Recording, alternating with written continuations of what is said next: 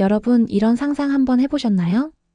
당뇨병으로 인한 극심한 신경 통증 때문에 매일 약을 먹어야 하는데 단 한 번의 주사로 그 고통에서 해방될 수 있다면? SF 영화 같은 이야기지만 지금 한국의 한 바이오 기업이 이걸 현실로 만들고 있습니다. 그런데 이 회사 사실 여러분도 아실 만한 엄청난 논란의 중심에 있던 기업이에요. 바로 인보사 사건으로 온 나라를 떠들썩하게 했던 그 회사. 하지만 지금 이 회사는 완전히 다른 모습으로 재기를 노리고 있습니다. 오늘은 코오롱 생명과학의 파란만장한 이야기와 차세대 유전자 치료제 KLS-2031의 놀라운 가능성에 대해 이야기해 보겠습니다. 과연 이들은 과거의 오점을 씻고 진짜 혁신을 만들어낼 수 있을까요? 자, 시작해 볼까요? 잊을 수 없는 과거 인보사 사건.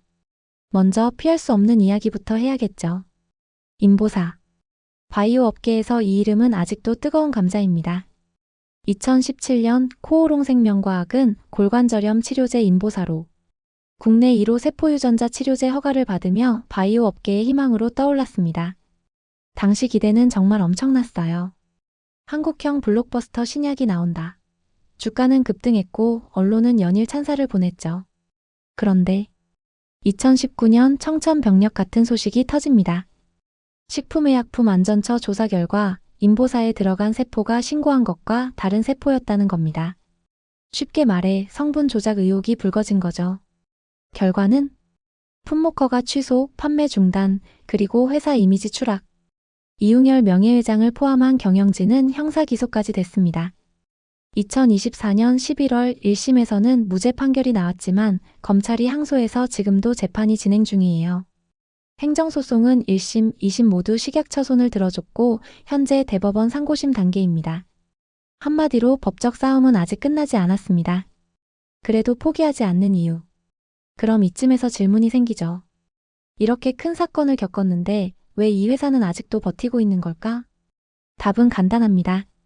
미국에서 아직 희망이 있기 때문입니다. 코오롱 티슈진 코오롱 생명과학의 자회사는 현재 미국에서 인보사의 임상 3상을 진행 중이에요.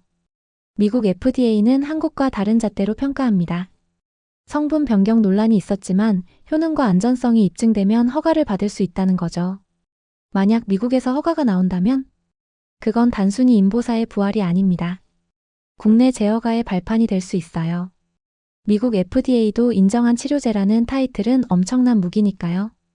그래서 코오롱 생명과학은 2025년 11월 300억 원 규모의 전환사채를 발행했습니다.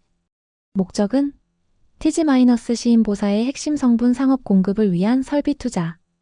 여전히 인보사를 포기하지 않았다는 뜻입니다. 진짜 게임 체인저 KLS-2031. 하지만 오늘 제가 정말 하고 싶은 이야기는 따로 있습니다. 바로 KLS-2031이라는 차세대 유전자 치료제입니다. 2025년 11월 15일 미국 샌디에이고에서 열린 미국 신경과학학회 SFN 2025에서 코오롱 생명과학은 이 치료제의 최신 전임상 연구 결과를 공개했어요. 그리고 그 결과가 진짜 놀랍습니다. KLS-2031은 당뇨병성 말초신경병증 PDPN 치료제로 개발되고 있어요. 당뇨병성 말초신경병증이 뭐냐고요? 당뇨병 환자들이 겪는 대표적 합병증 중 하나인데 손발 끝부터 타는 듯한 통증, 저림, 감각 이상이 나타나는 질환입니다. 전 세계 당뇨병 환자의 약 50%가 이 증상을 겪고 있고 특히 심한 경우 일상생활이 불가능할 정도래요. 문제는 지금까지 딱히 효과적인 치료법이 없었다는 겁니다. 프레가발린 같은 진통제가 표준 치료지만 효과는 제한적이고 매일 복용해야 하죠. 그런데 KLS-2031은 완전히 다른 접근을 합니다. 1회 투여로 끝나는 마법. KLS-2031의 핵심은 유전자 치료입니다. 일반 약처럼 증상을 일시적으로 완화하는 게 아니라 근본적으로 신경을 재생시키는 거예요. 어떻게 가능할까요? KLS-2031은 3가지 중요한 유전자를 동시에 발현하도록 설계됐습니다. 이 유전자들이 하는 일은 신경 염증을 억제, 통증 신호를 조절, 손상된 신경을 재생. 쉽게 말해 불구고염증 억제 경보 시스템. 고치고 통증 조절, 건물 복구까지 신경 재생 한 번에 해결하는 겁니다. 그리고 놀라운 건 단 한 번의 투여로 이 모든 게 가능하다는 점입니다. 전임상 연구 결과를 볼까요? 기존 표준 치료제인 프레가발린과 비교했을 때 KLS-2031은 훨씬 더 강력한 진통 효과, 장기간 지속되는 효과, 매일 약을 먹어야 하는 환자 입장에서 생각해 보세요. 한 번의 주사로 몇 개월, 어쩌면 몇 년간 효과가 지속된다면 이건 정말 삶의 질을 바꾸는 혁신입니다. 글로벌 무대로 향하는 야심. 코오롱 생명과학은 KLS-2031에 올인하고 있습니다.